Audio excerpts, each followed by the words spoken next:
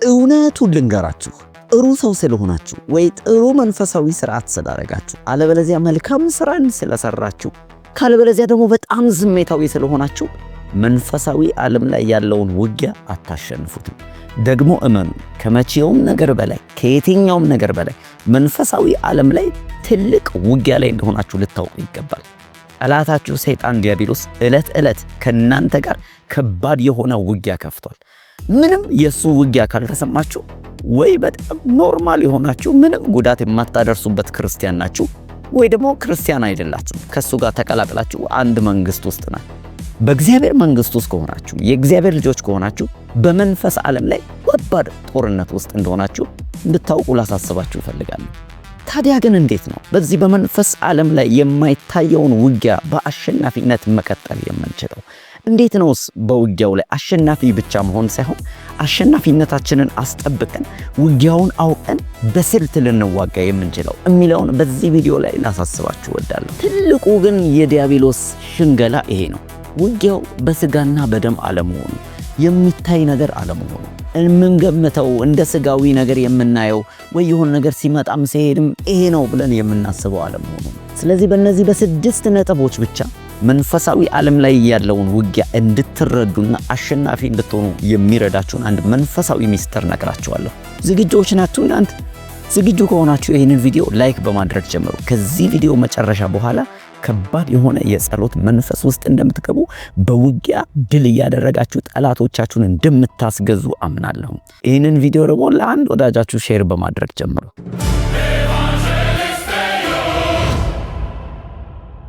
የመጀመሪያ ትልቁ የሚጠቅማችሁ ነጥብ በመንፈሳዊ ውጊያ ውስጥ ውጊያው በየት እየተካሄደ እንደሆነ ማወቃችሁ ነው። አንድ ሚስጥር ልንገራችሁ።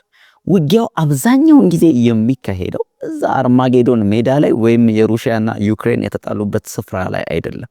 ይልቁንስ ብዙ ጊዜ ውጊያው የሚካሄደው እዚህ አይምሮአችን ውስጥ ነው። ሰይጣን ትልቁ መሳሪያው ምን እንደሆነ ታውቃላችሁ? ሐሳቦች ናቸው። መጽሐፍ ቅዱስ በግልጽ ይነግረናል። በይሁዳ ላይ ሰይጣን ሐሳብ አገባበት ይላል። በተከታታይ ይዞ የሚመጣው ሐሳብ ነው። ለምን ሲባል ውጊያውን መክፈት የሚፈልገው እናንተ ጭንቅላት ውስጥ ነው። ዲያብሎስ እንደኔና እንደናንተ በስጋና ደም አይካፈልም። ነገር ግን ስጋና ደም ውስጥ እየገባ ሐሳብ እያስገባ ከናንተ ጋር ሊዋጋ ይችላል። በቀላሉ አንድ ጓደኛሽ መታ ቀላል በሚመስል አማርኛ ወይ ዛሬ ምንድነው የለበስሽው ልብስ ምንም አያምርብሽም ብላሽ ትሄዳለች።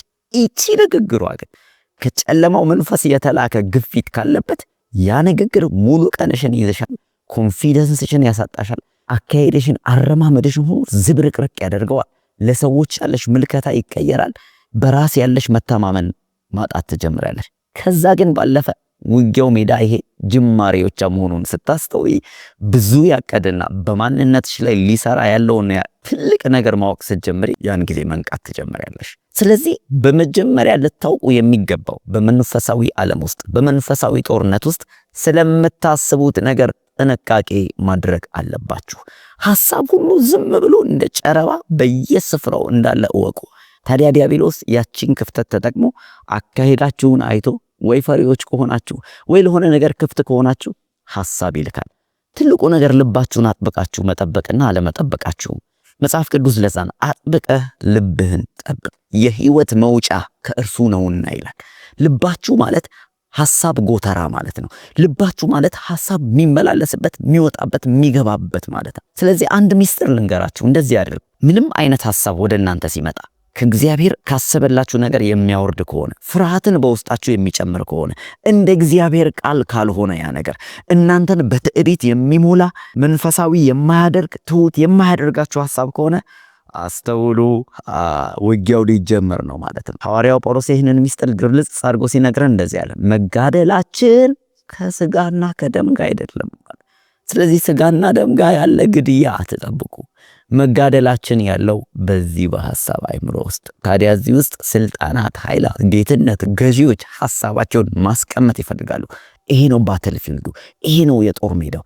ይሄንን ፕሮቴክት ማድረግ አስተሳሰባችሁን፣ የምትሰሙትን የምታዩትን ነገር ፕሮቴክት ማድረግ ማለት ባትልፊልዱ ላይ ወይም የውጊያ ሜዳው ላይ አሸናፊ የሆናችሁ ትመጣላችሁ። ስለዚህ አሁን ትልቁ ጥያቄ ነው፣ የውጊያው ሜዳ እዚህ ጋር ሆኖ እናንተ ሌላ ቦታ ላይ ውጊያ ብትከፍቱ ምንም ጥቅም የለውም። ወይም በትዳራችሁ መካከል ለምሳሌ በቤተሰብ መካከል፣ በስራ ቦታ፣ በተለያየ በውላችሁ መካከል የሆነ ሰው ሐሳብ ሲሰጣችሁ ከዛ ሰውዬ ጋር እሰጥ አገባ እንዴት እንዲህ ትለኛለህ?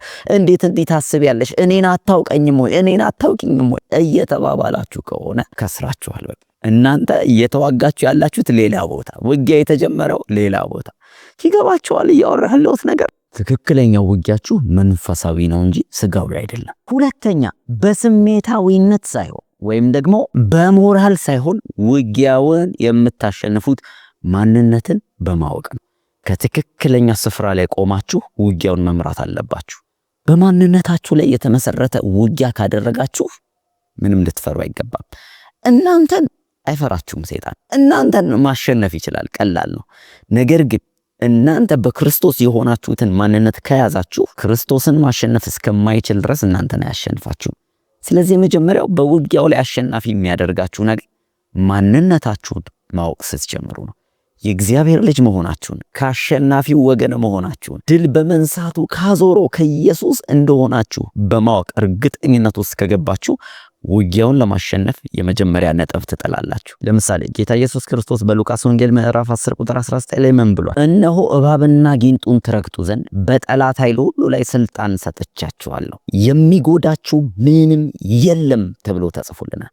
ስለዚህ ይህንን እውነት አውቃችሁ በዚህ እውነት ላይ ተደላድላችሁ ስልጣን እንደተሰጠው ሰው ምንም ሊጎዳችሁ እንደማይችል በእባብና በጊንጡ ላይ መርገጥ እንደምትችሉ አውቃችሁ ከጀመራችሁ አሸናፊ ናችሁ። ሰይጣንም መጀመሪያ ማጥናት የሚፈልገው ይሄ ሰው ማንነቱን አውቋል፣ እቺ ልጅ ማንነቷን አውቃለች ወይ? ካወቃችሁ አደጋ ውስጥ ነው። ካላወቃችሁ ግን እንዴት ማዘዝ እንዳለባችሁ እንኳን አታውቁ። ስለዚህ ማንነታችሁን ስታውቁ በጌታ በኢየሱስ ስም እያላችሁ ጦርነቱ ላይ ድል አድራጊነታችሁን ሜክ ሹር ታደርጋላችሁ። አንድ ነገር ላስታውሳችሁ፣ ከአሸናፊነት ነው እንጂ የጀመራችሁት ውጊያውን ለማሸነፍ እየተዋጋችሁ አይደለም። ድል በመንሳቱ ያዞራችሁን ኢየሱስን ይዛችሁ ወደ ውጊያ ሜዳው ቀረቡ። ያን ጊዜ በውጊያው ላይ አድቫንስ ታደርጋላችሁ።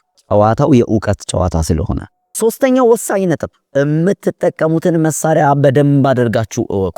መጽሐፍ ቅዱስ አሁንም ኤፌሶን ምዕራፍ 6 ላይ ሐዋርያው ጳውሎስ በጣም ግልጽ አድርጎ ሚስጥር ሲያበራልን ምን አለ? የእግዚአብሔርን የጦር ዕቃ አንሱ ልበሱ አለ።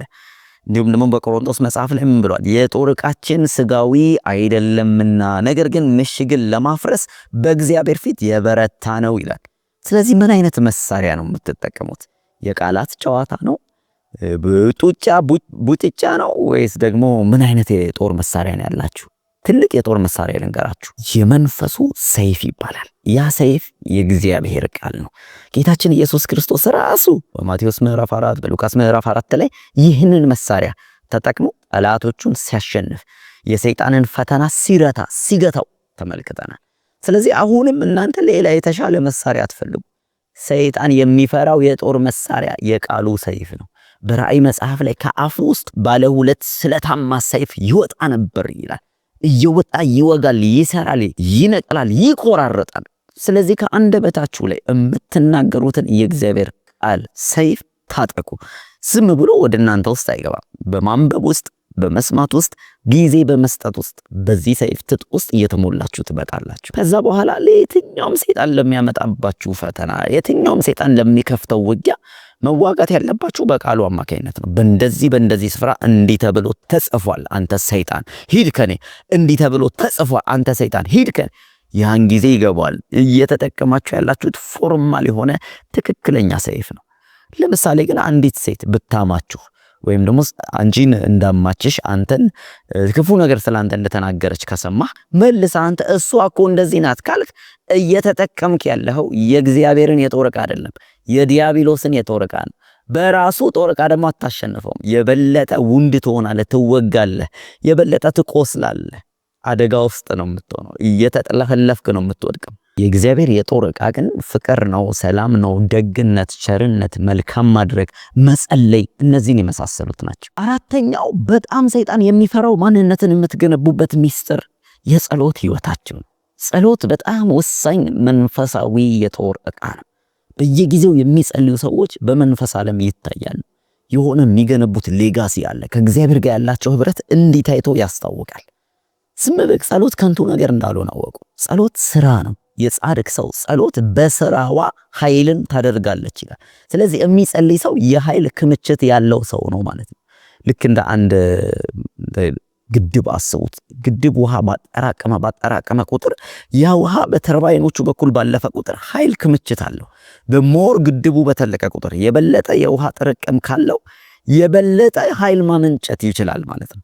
ልክ እንደዛ ነው። ጸሎት የሚጠራቀም ውሃ ነው። ጸሎት የሚጠራቀም የሚያዝ የሚከማች ክምችት ነው።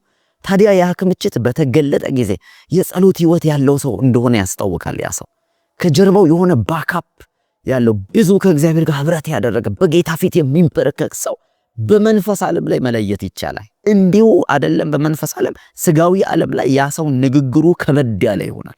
ለምን? ብዙውን ጊዜ የሚያሳልፈው በአንደበቱ ጸሎት ላይ ነው። እየጸለየ የሚያሳልፍ ሰው ከጌታ ጋር ያሳለፈ ሰው ነው። ሙሴ ትዝ ይላችኋል፣ በዛ በሲና ተራራ ከእግዚአብሔር ጋር በ40 ቀንና ሌሊት ቆይቶ በመጣ ጊዜ ፊዚካሊ የሚታይ ፊቱ ያበራ ነበር ይላል። እና ሰዎች ቶሎ ፊቱን ይሸፍኑታል። ለምን? ስለሚፈሩ። እሱም ደግሞ በቃ ፊቱን ተሸፍኖ ነው የሚመጣው። ምን ልላችሁ ፈልጌ ነው፣ ከጌታ ጋር በቆያችሁ ቁጥር በመንፈስ ዓለም ላይ የምታንጸባርቁ ሰዎች ነው የምትሆኑት። አስፈሪ አደገኛ ሰዎች ነው የምትሆኑት። መንፈሳዊ ዓለም ላይ እንደዚህ አይነት ሰዎች ከሩቅ ይለያሉ፣ ይሸታሉ፣ ያስታውቃሉ። ምን ማለት ነው? ባጭሩ ጸሎት መንፈሳዊ ስልጣናችሁን ኦቶሪቲያችሁን ከፍ ያደርገዋል። ከሩቅ እንድታታዩ አለቆች ላይ ስልጣናት ጌትነት ላይ እንድትገዙ የሚያደርጋችሁ መንፈሳዊ አቅምና ኃይል ነው። ምን መሰላችሁ? የሚጸልይ ሰው የበለጠ በእግዚአብሔር ላይ የታመነ ሰው ነው ማለት ነው። ለምን? እንዴት ነው ሰው ለማይታየው ጌታ ረጅም ጊዜ ደቂቃ ወስዶ የሚጸልየው? እምነት ይጠይቃል። ስለዚህ በጸሎት ውስጥ እምነት ቢውልድ ይደረጋል። ሰይጣን ይፈራቸዋል። እንዲሁም መጽሐፍ ቅዱስ እዚህ ይላቸዋል፣ ጌታ ኢየሱስ ስለ አንድ ስለሚጥል በሽታ ስለያዘው ሰውዬ ሲናገር ይህ ወገን ከጾምና ከጸሎት ውጪ አይወጣም ማለት። እነዚህ ሁለቱ ነገሮች ጠንካራ መንፈሳዊ ቢውልድ የሚያደርጉን ነገር ነው። ስለዚህ እንዴት ነው የጸሎት ህይወታችሁ? ችግር ሲመጣ፣ ጉዳይ ሲያጋጥማችሁ፣ የሆነ ርዕስ ሲመጣ ነው የምትጸልዩት ወይስ ኮንሲስተንት የሆነ የማያቋርጥ ሳታቋርጡ የምትጸልዩት የጸሎት ህይወት አላችሁ? ይህንን ለራሳችሁ አሳይመንት ሰጥቻችኋለሁ። አምስተኛ ሰይጣንን ወይም በውጊያው ሜዳ የምታሸንፉት በቅድስና ነው። ሰይጣን ታውቃላችሁ ትንሽ ክፍተት ይፈልጋል። መጽሐፍ ቅዱስ ሰይጣንን እርኩስ መንፈስ ይለዋል። የረከሰ ነገር፣ የተበላሸ ነገር፣ ኃጢአት በር ነው፣ መግቢያው ነው። ልክ አንድ ዝንብ አካባቢው ላይ የምትመጣው ዝንብን ሊጠራት የሚችል ቆሻሻ ካገኘች እንደሆነ ሁሉ ሰይጣንም በተመሳሳይ መንገድ በእናንተ ህይወት ክፍተት ይፈልጋል። ከሚፈልገው ክፍተት አንዱ እርኩሰት ኃጢአትን ነው። እግዚአብሔር ቅዱስ አምላክ እንደሆነ ሰይጣን ደግሞ እርኩስ የሆነ መንፈስ ነው። ስለዚህ እርኩሰት በእናንተ መካከል ኃጢአት ክፍተት ካገኝ ያቺን በር ተጠቅሞ ይገባል፣ ሊያጠቃችሁ ይፈልጋል። በጋለ ምጣድ ላይ ዝንብ አይቀመጥም እንደሚል መንፈሳዊ ህይወታችሁን ካስጠበቃችሁ፣ ቅድስናችሁን ካስጠበቃችሁ በጣም ነው የሚከብደው። እናንተ ሰፈር መዋል፣ እናንተ አካባቢ መቆየት ይጨንቀዋል፣ አይችልም። ለምን ሲባል በእናንተ አካባቢ የቅድስናው መንፈስ አለ። መንፈስ ቅዱስ የሰፈፈበት ስፍራ ላይ ናቸው። ስለዚህ ለእግዚአብሔር የተመቸ አትሞስፌር ነው ያለው። በፍጹም ሰይጣን ያንን ነገር ጥሶ መጥቶ እናንተን ማጥቃት አይችልም። ኤፌሶን ምዕራፍ 4 ቁጥር 7 ላይ ሐዋርያ ጳውሎስ ለዲያብሎስ እድል ፈንታ አትስጡት ብሎ ይናገራል። ምን ማለት ነው? እድል ፈንታ መስጠት እንችላለን ማለት ነው። ሳናስበው በር ልንከፍትለት እንችላለን፣ ልንመቻመችለት እንችላለን።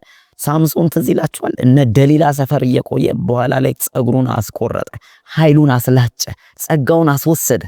ታዲያ የት ነው የምትውሉት? ርኩሰት ሰፈር ወይስ በቅድስናው መንደር? በጌታ በኢየሱስም በቅድስናው ሰፈር መዋል ይሆንላችሁ። የመጨረሻው ስድስተኛው ግን ወሳኝ የሆነ ነጥብ ልነግራችሁ ነው።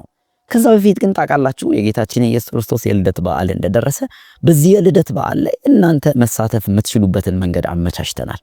በታራሚ ቤቶች እንደገና ደግሞ በሌሎች ድርጅቶች ውስጥ ሄደን ምገባ ፕሮግራም ለማድረግ እንደገና ደግሞ ታራሚዎችን ለመጎብኘት የተወሰነ ስጦታ፣ ንጽህና መጠበቂያ፣ ሳሙና፣ ሶፍት፣ መጽሐፍቶች ይዘንላቸው ልንሄድ አስበናል። ይህንን የምናደርግበት አንድ ምክንያት አለ።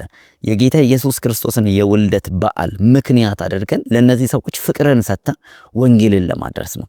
ታዲያ በዚህ ታላቅ ስራ ውስጥ እናንተ መሳተፍ የምትፈልጉ ከሆነ በጣም ደስ ብሎን እንጋብዛችኋለን። ምክንያቱም ይሄ ስራ ሰፊ ስለሆነ ብዙ ነገር ስለሚጠይቅ። ስለዚህ በዚህ ነገር ላይ መሳተፍ ፈልጋለሁ የምትሉ በዋትስአፕ በቴሌግራም ላይ አዋሩን፣ መንገዱን እንነግራችኋለን፣ እንጠብቃችኋለን። ደግሞ እስከዛሬ ደግሞ ስትሳተፉ የነበራችሁ እግዚአብሔር አምላክ አብዝቶ ይባርካችሁ። በሚያስፈልጋችሁ ነገር ሁሉ ታማኝ የሆነው ጌታ ለእናንተ በርን ይክፈትላችሁ። አምናለሁ እንደዛ እንደሚሆን። የመጨረሻው ነጥብ እነሆ የማያቋርጥ የአምልኮ የምስጋና ህይወት ይኑራችሁ። ትልቁ ሰይጣን የሚፈልገው አንድ ነገር በህይወታችሁ ላይ አጉረምራሚ አማራሪ ሰዎች እንድትሆኑ በነገር ሁሉ ባላችሁና የሌላችሁን እየቆጠራችሁ በእግዚአብሔር ላይ የምታለቃቅሱ ሰዎች እንድትሆኑ ይፈልጋል። ስለዚህ የሚያመሰግን ሰው ብርቱ መሳሪያ ያለው ሰው ነው። እናንተን ማግኘት አይችልም፣ ማሸነፍ የሚችልበት መንገድ የለውም። ሌላው ደግሞ ምስጋና ብሉይ ኪዳን ላይ ካያችሁ እግዚአብሔርን በሚያመሰግኑበት በሚያመልኩበት ጊዜ ድብቅ ጦር እግዚአብሔር ሲያስነሳ እናያለን። እግዚአብሔር የሚንቀሳቀስበት አትሞስፌር አንዱ ምስጋና ነው። ምስጋናን የሚሰዋ እርሱ ያከብረኛል፣ ማዳኔን የማሳይበት መንገድ በዛ አለ ይላል። ስለዚህ ነገር ግን ብዙ ማውራት አልፈልግም። እዚች ጋር የምትመጣላችሁ ሊንክ ከነካችሁ በምስጋና ዙሪያ በጣም የሚጠቅማችሁ ወሳኝ ቪዲዮ ታገኛላችሁ። እርግጠኛ ነኝ ይሄ ቪዲዮ ራሱ እንደሚጠቅማችሁ። ስለዚህ የጠቀማችሁ ሰዎች ሼር በማድረግ ለሌላው በማጋራት ሌሎችም እንዲጠቀሙ አብራችሁን እንድታገለግሉ ጥሪ ያቀርባለሁ። ስለጠቀማችሁ አብራችሁን ስለቆያችሁ በጣም አመሰግናለሁ። ሰብስክራይብ በማድረግ እንዲህ አይነት ቪዲዮዎች ከዚህ በኋላ ሲለቀቁ ቀድመው ወደ እናንተ እንዲደርሱ ማድረግ ትችላላችሁ። በእኔ በኩል በጣም ነው የማመሰግናችሁ። መልካም ጊዜ ይሆንላችሁ።